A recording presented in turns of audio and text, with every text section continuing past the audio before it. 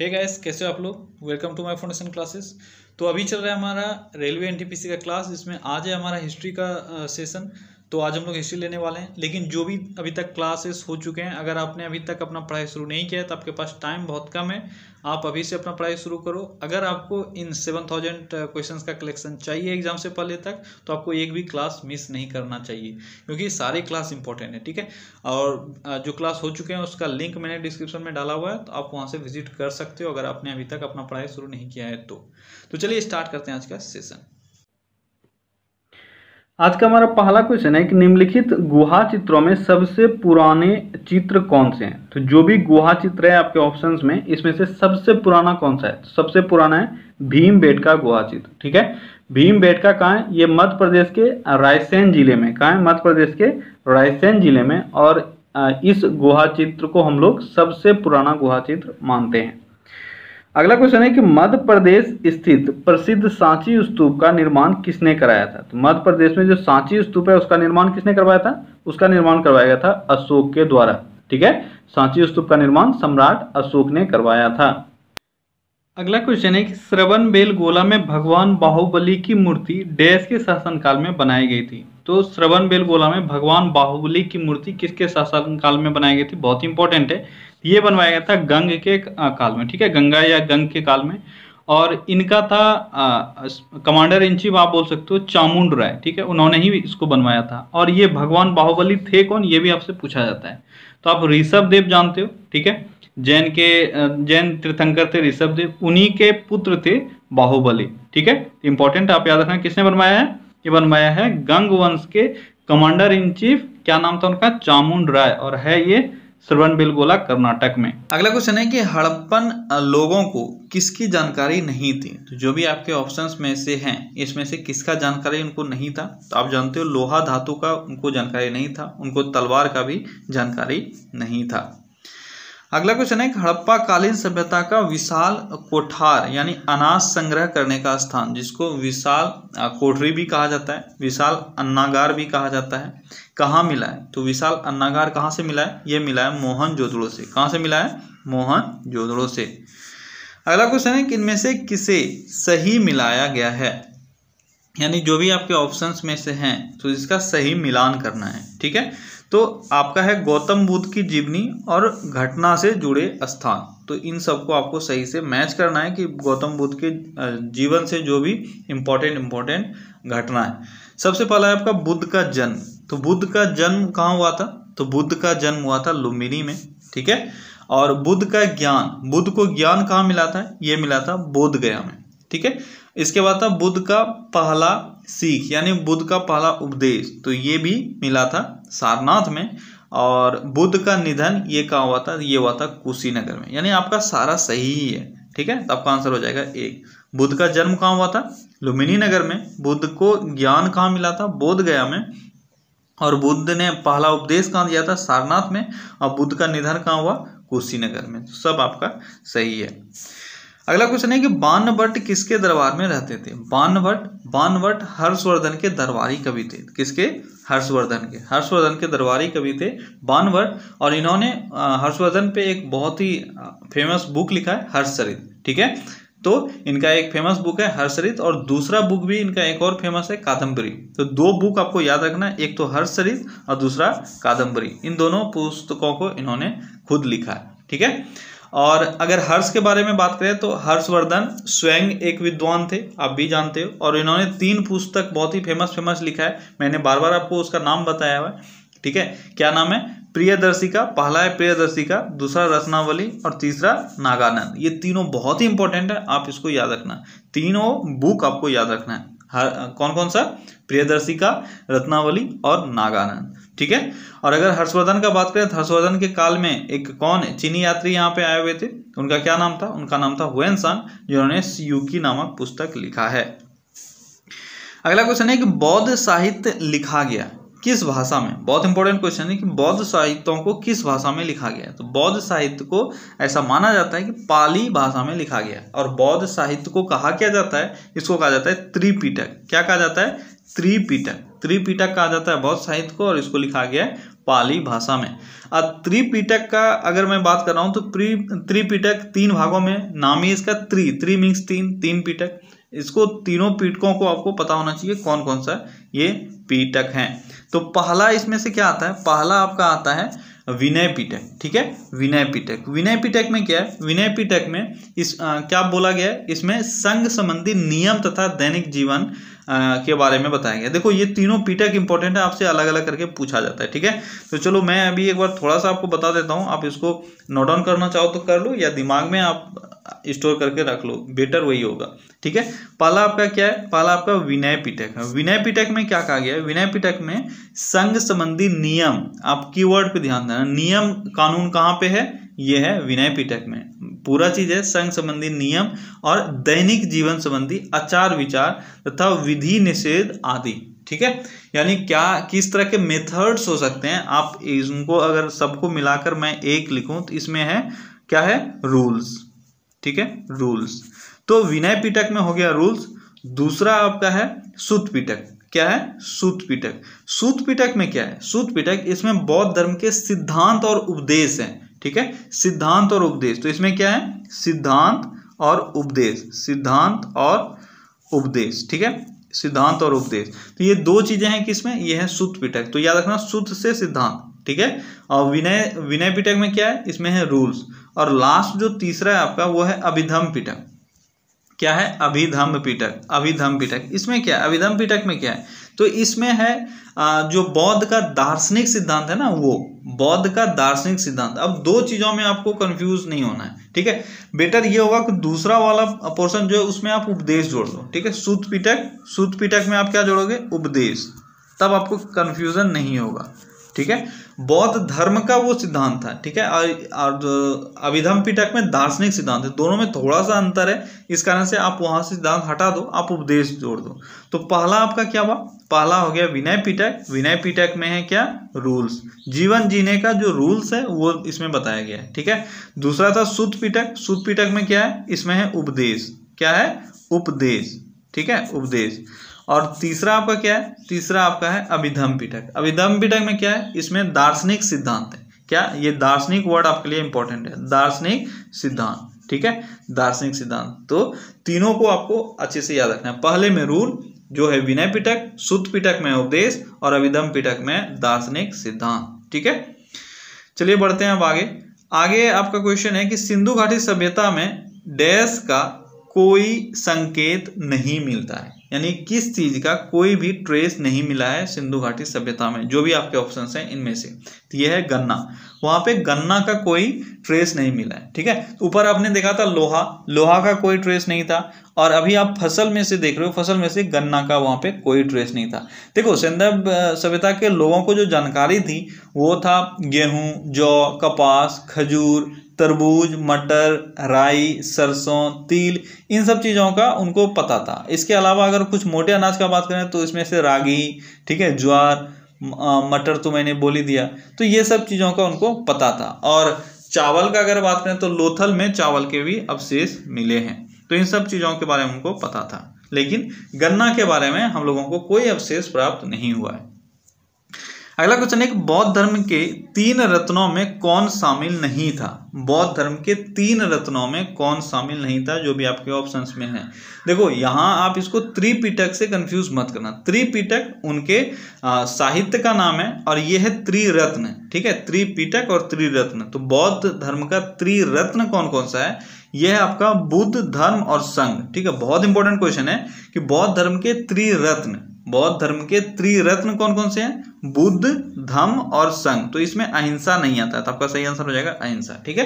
तो आपको याद वो नहीं रखना है कि क्या नहीं आता है, आपको याद रखना है कि क्या क्या है उसमें, बुद्ध, धम्म और संघ, ये हैं त्रिरत्न बौद्ध धर्म के। अगला क्वेश्चन है निम्नलिखित में से किस स्थान पर जैन तीर्थंकर महावीर की मृत्यु हुई थी। महावीर की मृत्यु कहाँ हुई थी ये आपको बताना है। महावीर का मृत्यु हुआ था पावापुरी में। कहाँ हुआ था महावीर का मृत्यु, पावापुरी में। महावीर स्वामी आप जानते हो, इनका जन्म कहाँ हुआ था, इनका जन्म हुआ था वैशाली के कुंडग्राम में। कहाँ हुआ था, वैशाली के कुंडग्राम में, और इनका मृत्यु हुआ पावापुरी में। और अगर बात करें तो इन्होंने कितने वर्ष की तपस्या की थी, ठीक है, आपसे ये भी क्वेश्चन पूछा जाता है कितने वर्ष की तपस्या की थी, तो इन्होंने 12 वर्ष की तपस्या की थी। उसके बाद इनको ज्ञान की प्राप्ति कहाँ हुई थी, तो जिरिम्बिक ग्राम के समीप रिज्जुपालिका नदी के तट पर एक साल वृक्ष के नीचे। ये तीन जो मैंने टर्म बोला ये तीनों आपके लिए इंपॉर्टेंट है। क्या क्या, जिरिम्बिक ग्राम, गांव का नाम क्या था, जिरिम्बिक, क्या नाम था गांव का, जिरिम्बिक, ठीक है। जिरिम्बिक गांव के निकट रिज्जुपालिका नदी के तट पर, कौन सा नदी है, नदी है रिज्जुपालिका, ठीक है, रिज्जुपालिका नदी, रिज्जुपालिका नदी के तट पर वृक्ष कौन सा है, वृक्ष है साल, कौन सा वृक्ष है, साल वृक्ष। तो पीपल वृक्ष ये थे बुद्ध का, ये था बुद्ध का, और महावीर का कौन सा है, महावीर का है साल वृक्ष। तो आपको ये सारा क्लियर हो गया, ठीक है। तो इनको ज्ञान की प्राप्ति हो गई, और इनके ज्ञान की प्राप्ति के प्रोसेस को क्या कहा गया, ये कहा गया कैवल्य। ये भी बहुत बार पूछा गया, कैवल्य क्या है, कैवल्य, कैवल्य क्या है, तो महावीर के ज्ञान की प्राप्ति को क्या कहा गया, महावीर के ज्ञान की प्राप्ति को कैवल्य कहा गया, ठीक है। और जब महावीर को कैवल्य प्राप्त हो गया, यानी ज्ञान की प्राप्ति हो गई, इसके बाद ये क्या कहलाए, ये भी क्वेश्चन आपसे पूछा जाता है। उसके बाद वो जीन कहलाए, क्या कहलाए, जीन, क्या कहलाए, जीन, ठीक है। और महावीर ने अपना पहला उपदेश कहाँ दिया था, ये भी आपके लिए इंपॉर्टेंट है। तो उन्होंने अपना पहला उपदेश दिया था राजगृह में, कहाँ दिया था, राजगृह में, राजगृह में। ये जो भी पॉइंट्स मैंने आपको बताया ये सब इंपॉर्टेंट है, आपको हमेशा ये सब याद रहना चाहिए। अगला है क्वेश्चन कि निम्नलिखित में से कौन जैनवाद के 3 रत्नों में शामिल नहीं है। अभी देखो, अभी आपने बुद्ध का 3 रत्न पढ़ा, अभी है आपका जैन का 3 रत्न, इसमें से कौन सा शामिल नहीं है। तो कौन कौन सा शामिल है आपके लिए इंपॉर्टेंट, तो वो है सम्यक ज्ञान, सम्यक आचरण और सम्यक श्रद्धा, ये तीनों इसमें है, ठीक है। सम्यक ज्ञान, सम्यक आचरण या सम्यक श्रद्धा या सम्यक दर्शन, इसको जो भी आपको बोलना है वो बोलो, सम्यक दर्शन भी इसको बोलते हैं, ठीक है। तो ये 3 चीज इसमें है। सम्यक मुक्ति ऐसा कोई टर्म इसमें त्रिरत्न में यूज नहीं किया गया। तो सम्यक दर्शन क्या हुआ, सम्यक दर्शन हुआ कि जैन तीर्थंकरों और उनके उपदेशों में दृढ़ विश्वास की विश्वास, ठीक है, इसी को सम्यक दर्शन कहा गया। सम्यक ज्ञान क्या था, सम्यक ज्ञान था जैन धर्म व उसके सिद्धांतों का ज्ञान, ठीक है। और सम्यक चरित्र जिसको सम्यक आचरण कहा गया, सम्यक आचरण क्या था, जिनका ज्ञान हो चुका है और उसे सही माना जा चुका है, उसे कार्य रूप में परिवर्तित करना, यही था सम्यक चरित्र, ठीक है। जो ज्ञान मिल चुका है अब उसको प्रैक्टिकल लाइफ में प्रैक्टिस करना, इसको कहा गया सम्यक आचरण। तो ये 3 था त्रिरत्न किसका, जैनवाद का। अगला क्वेश्चन है हरिसेन दरबारी कवि था। हरिसेन किसका दरबारी कवि था, तो हरिसेन दरबारी कवि था समुद्रगुप्त का। हरिसेन समुद्रगुप्त का दरबारी कवि था। और इन्होंने, हरिसेन का एक बहुत ही इंपॉर्टेंट फेमस रचना पूछा जाता है प्रयाग प्रशस्ति, प्रयाग प्रशस्ति, प्रयाग प्रशस्ति की रचनाकार कौन है, ये है हरिसेन। और एक क्वेश्चन जो शायद आपने नहीं पढ़ा होगा कि किस शैली में इन्होंने ये प्रयाग प्रशस्ति लिखा है, ये चंपू शैली, ठीक है, चंपू शैली, चंपू शैली, ये आपने कहीं ना कहीं सेट में पढ़ा होगा और शायद बुक में शायद आपने नहीं पढ़ा होगा। चंपू शैली, ये कौन सा शैली है, चंपू शैली, आप याद रखना इसको, इंपॉर्टेंट है कि प्रयाग प्रशस्ति जो हरिसेन के द्वारा लिखा गया है, ये किस शैली में लिखा गया है, ये लिखा गया है चंपू शैली में। अगला क्वेश्चन है कि कौन सा प्राचीन भारतीय ग्रंथ दार्शनिक ग्रंथ माना जाता है। भारतीय ग्रंथों में से वो कौन सा ग्रंथ है जिसको दार्शनिक ग्रंथ जाना जाता है, दार्शनिक ग्रंथ के नाम से, तो ये है उपनिषद। उपनिषद को दार्शनिक ग्रंथ माना जाता है, ठीक है, क्योंकि इसमें जो दार्शनिक भाव है उसका वर्णन किया गया है। अगला क्वेश्चन है कि हड़प्पा सभ्यता के अवशेष निम्नलिखित स्थान में से कहाँ से प्राप्त नहीं हुए हैं, ठीक है, कहाँ से अवशेष प्राप्त नहीं हुए हैं हड़प्पा कालीन सभ्यता का। लोथल, कालीबंगा, नागार्जुन कोंडा और रोपड़, क्लियर है ना। लोथल है, कालीबंगा है, रोपड़ है, सब तो इस सभ्यता का पार्ट ही है। तो नागार्जुन कोंडा इस स्थान से हमें नहीं प्राप्त हुआ है, ठीक। तो अभी मैं आपसे एक क्वेश्चन पूछ रहा हूं कि लोथल किस नदी के किनारे है, आपको ये बताना है। मैंने आपको सब बताया हुआ है, आपको ये बताना है कि अभी ये लोथल किस नदी के किनारे है, आप मुझे कमेंट में ये बताओ। अगला क्वेश्चन है कि हिंदू विधि को किसने सर्वप्रथम संहिताबद्ध किया था। हिंदू विधि को संहिताबद्ध, बहुत इंपॉर्टेंट क्वेश्चन है हिस्ट्री का। हिंदू विधि को संहिताबद्ध सबसे पहले किसने किया था, ये क्या किया था, मनु के द्वारा। किसके द्वारा, मनु के द्वारा। मनु के द्वारा सबसे पहले हिंदू विधि को संहिताबद्ध किया गया था। अब मनुस्मृति आपने सुना होगा कहीं ना कहीं, मनुस्मृति, यही था मनुस्मृति, ठीक है। और मनुस्मृति में कुछ कुछ खास पॉइंट जैसे हैं कि मनुस्मृति में शूद्रों की वैरभावपूर्ण कार्रवाइयों के विरुद्ध कई सरल उपायों का उल्लेख भी मिलता है, ठीक है। और मनुस्मृति की रचना कब हुई ये भी आपसे पूछा जाता है, तो ये शुंग काल में हुआ था मनुस्मृति। इसमें पहला मैंने बताया कि शूद्रों की वैरभाव जो होता है, ठीक है, उसको उसके पूर्ण कार्रवाइयों के विरुद्ध जो भी स्टेप्स लिया जा सकता है वो उसका वर्णन मिलता है। और दूसरा मैंने क्या बताया कि इसका जो रचना हुआ था वो हुआ था शुंग काल में, ठीक है। अगला क्वेश्चन है कि निम्नलिखित में से किस शासक ने सम्राट हर्षवर्धन को पराजित किया। तो सम्राट हर्षवर्धन को किसने पराजित किया, तो ये क्वेश्चन शायद अब आपके लिए सिंपल हो गया होगा क्योंकि मैंने आपको बताया हुआ है। तो यह है पुलकेशिन द्वितीय। पुलकेशिन द्वितीय ने हर्षवर्धन को पराजित किया था। किस नदी के तट पर, यह भी मैंने आपको बताया हुआ है, तो नर्मदा नदी के तट पर, ठीक है। यह नर्मदा नदी के तट पर इन दोनों का युद्ध हुआ था। और पुलकेशिन द्वितीय किस वंश के शासक हैं, यह है चालुक्य शासक, ठीक है। चालुक्य शासक है पुलकेशिन द्वितीय, जिन्होंने नर्मदा नदी के तट पर हर्षवर्धन को पराजित किया। और इस युद्ध का उल्लेख आपको कहाँ मिलता है, अब आप ये बताओ युद्ध का उल्लेख कहाँ मिलता है। इस युद्ध का उल्लेख मिलता है ऐहोल अभिलेख में। कहाँ मिलता है, ऐहोल अभिलेख में, ठीक है। ये 2-3 पॉइंट है जिसको आपको याद रखना है। अगला क्वेश्चन है कि निम्न में से किस चीनी बौद्ध भिक्षु द्वारा बौद्ध धर्म के पवित्र ग्रंथों का अनुवाद संस्कृत से चीनी भाषा में किया गया है। ये देखो एक अच्छा सा क्वेश्चन है कि चीनी बौद्ध भिक्षु है, उसने क्या किया कि बौद्ध धर्म के पवित्र ग्रंथों का अनुवाद संस्कृत भाषा से चीनी भाषा में किया। अब कौन है वो है ह्वेनसांग। कौन है, ह्वेनसांग, जिन्होंने ये भाषा का इस ग्रंथों का जो चीनी भाषा में वो रूपांतरण किया है। और ये लगभग नालंदा विश्वविद्यालय में 1.5 सालों तक रहे थे और वहां रहकर इन्होंने पढ़ाई की थी, ठीक है।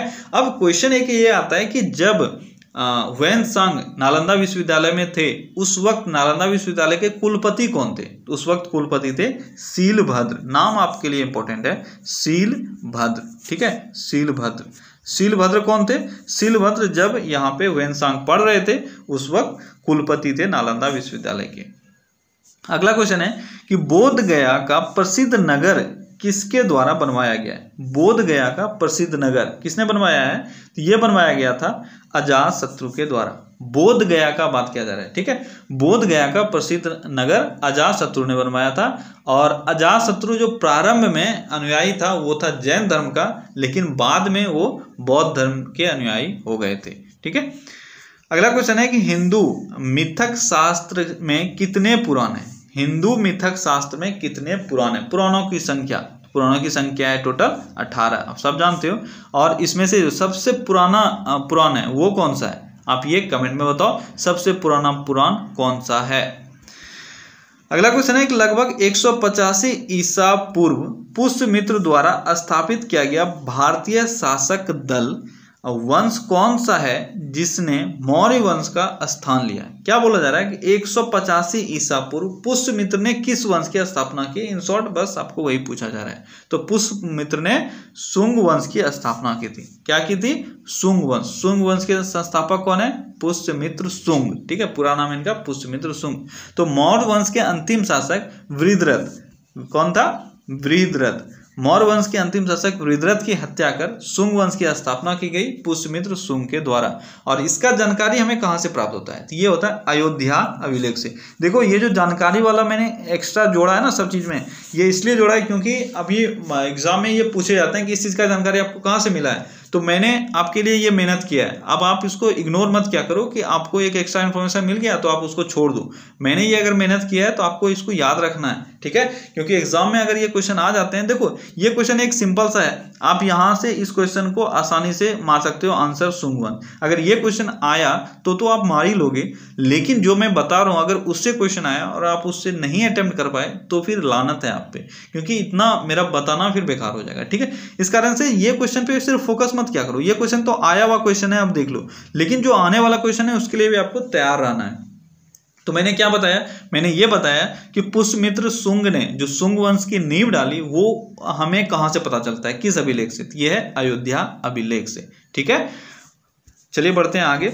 अगला क्वेश्चन है कि एक विशिष्ट शैली जो भारतीय बौद्ध धर्म तथा ग्रीक रोमन प्रभावों का मिश्रण है का नाम किस शहर के नाम पर पड़ा है। क्या बोला जा रहा है कि एक वो शैली, एक खास तरह का शैली है जो बौद्ध धर्म और ग्रीक रोमन प्रभाव दोनों का मिश्रण है, ठीक है, वो कौन सा शैली है और किस शहर के नाम पे उसका नाम पड़ा है। तो ये गंधार शैली, आप सब जानते हो। देखो यहाँ पे जैसे ही आपने शहर का नाम देखा और शैली देखा तो आपको ऑप्शन से ही पता चल गया होगा वो कौन सा शैली है, वो शैली है गंधार शैली। अब यहाँ पे आपको कंफ्यूज करने के लिए देखो एग्जामिनर आपके लिए थोड़ा सा यहाँ पे एक अच्छा बन गया, इस कारण से इसने एक नाम दिया, नहीं तो दो नाम हो सकता था। एक है मथुरा शैली, ठीक है। तो दोनों शैलियों का जो स्वतंत्र रूप से विकास हुआ वो हुआ कुषाण काल में। किस काल में? कुषाण काल में, ठीक है, कुषाण काल में। एक था गंधार शैली और दूसरा मथुरा शैली। तो गंधार शैली में भारतीय विषयों को यूनानी ढंग से व्यक्त किया गया था और इस पर रोमन कला का भी प्रभाव है। यूनानी और रोमन दोनों कला का प्रभाव किसमें मिलता है? ये मिलता है आपके गंधार शैली में, जो हमारा यहाँ पे आंसर था। और अगर दूसरा बात करें तो दूसरा आपका क्या था? दूसरा था मथुरा कला। मथुरा कला में हिंदू, बौद्ध और जैन तीनों धर्म का जो मूर्ति वगैरह है वो बनाया गया था, ठीक है। इसमें इन तीनों का मिश्रण था। अब इंडो ग्रीक या ग्रीक रोमन, ठीक है, इंडो ग्रीक या ग्रीको रोमन कौन सा कला कहलाता है? तो ये यही है गंधार कला, ठीक है। और इसका जन्म एक और चीज पूछा जाता है किससे हुआ था? हेलेनिस्टिक कला, आपने सुना होगा कभी, हेलेनिस्टिक कला। तो गंधार शैली का जन्म हेलेनिस्टिक कला से हुआ था। और हेलेनिस्टिक कला कहाँ का था? ये वही ग्रीक रोमन जो मैंने बोला ना, ग्रीक रोमन, तो वहीं पे ये हेलेनिस्टिक कला चलता था। तो देखो किस तरह से क्वेश्चन को ट्विस्ट करके आपको कंफ्यूज किया जाता है। ग्रीक रोमन दे दिया तो भी गंधार, हेलेनिस्टिक दे दिया तो भी गंधार, ठीक है, और तीनों का मिक्सर दे दिया, हिंदू, बौद्ध और जैन, तो ये आपका हो जाएगा मथुरा कला, ठीक है। अगला क्वेश्चन है सिंधु घाटी सभ्यता का विशाल स्नानागार कहाँ पाया जाता है? सिंधु घाटी सभ्यता का विशाल स्नानागार कहाँ है? तो ये है मोहनजोदड़ो में। तो अभी आपने देखा विशाल अन्नागार, ठीक है, ग्रेनरीज, तो विशाल ग्रेनरीज कहाँ है? ये है मोहनजोदड़ो में, और स्नानागार भी मोहनजोदड़ो में ही है। अब स्नानागार अगर आया है तो यहाँ से एक क्वेश्चन ये बनता है कि स्नानागार में जो पानी आता था वो कहाँ से आता था? ये बहुत इंपॉर्टेंट क्वेश्चन है, बहुत कम लोगों को ये पता है कि उसमें जो पानी आता था वो आता था वेल से, यानी कुआं से। इसमें आपका ऑप्शन रहेगा नदी से। नदी गलत होगा, नदी नहीं होगा, ठीक है। वहां पे देखो नदियों से मेनली पानी को यूज नहीं किया जाता था, या तो सिंचाई के लिए हो, कोई भी चीज हो, उसमें नदियों का पानी जनरली यूज नहीं किया जाता था। वो लोग कुआं का पानी यूज करते थे, ठीक है, वेल्स। तो स्नानागार में भी पानी कहाँ से आता था? कुआं से, ठीक है। और मोहनजोदड़ो का अगर बात करें तो मोहनजोदड़ो कहाँ है? अभी ये मैंने आपको बताया हुआ है, फिर से मैं रिपीट कर देता हूँ। देखो मैं बार बार रिपीट कुछ चीजों को इसलिए कर देता हूँ ताकि एक बार में आपको याद नहीं होने वाला है। अगर कुछ इंपॉर्टेंट चीज है बार बार आ रहा है तो मैं उसको रिपीट कर देता हूँ ताकि आपके दिमाग में फिर से वो सेट हो जाए और रिवीजन आपका हो जाए अगर आपने पढ़ा हुआ है। तो मोहनजोदड़ो अभी कहाँ है? अगर आपको याद है तो वेल एंड गुड, नहीं है तो आप सुन लो कि सिंध प्रांत के लरकाना जिले में। कहाँ है मोहनजोदड़ो? लरकाना जिले में, ठीक है। और मोहनजोदड़ो का खोज कब हुआ? ये हुआ 1922 में। किसके द्वारा? रखालदास बनर्जी के द्वारा। ये दो तीन चीजें हैं जिसको आपको बार बार रिपीट करते रहना है। अगला क्वेश्चन है बिंबिसार के समय मगध की राजधानी कौन सी थी? तो बिंबिसार आप जानते हो बिंबिसार किस वंश के राजा थे? तो ये हर्यक वंश के राजा थे, ठीक है। और इनके समय में जो मगध की राजधानी थी वो कहाँ थी? वो थी राजगिरी या गिरिब्रज, ठीक है। दो नाम आपको आ सकता है, गिरिब्रज या राजगिरी, ठीक है। अगला क्वेश्चन और आज के सेशन का आखिरी क्वेश्चन है कि निम्न में से किस विदेशी यात्री ने भारतीयों को गर्म स्वभाव का परंतु ईमानदार कहा था? किसने ये कहा था कि भारतीय लोग जो होते हैं वो गर्म स्वभाव के होते हैं, यानी गुस्सैल होते हैं पर ईमानदार भी होते हैं? ये किसने कहा था? ये किसने कहा था? ये कहा था वेनसांग ने। वेनसांग चीन से भारत आए थे और इन्होंने कहा था कि यहाँ के लोग गर्म स्वभाव के होते हैं परंतु ईमानदार होते हैं, ठीक है। तो ओके फ्रेंड्स, तो आज के सेशन बस इतना ही। चलिए कल फिर से मिलते हैं अगले सेशन में। Till then take care, bye bye.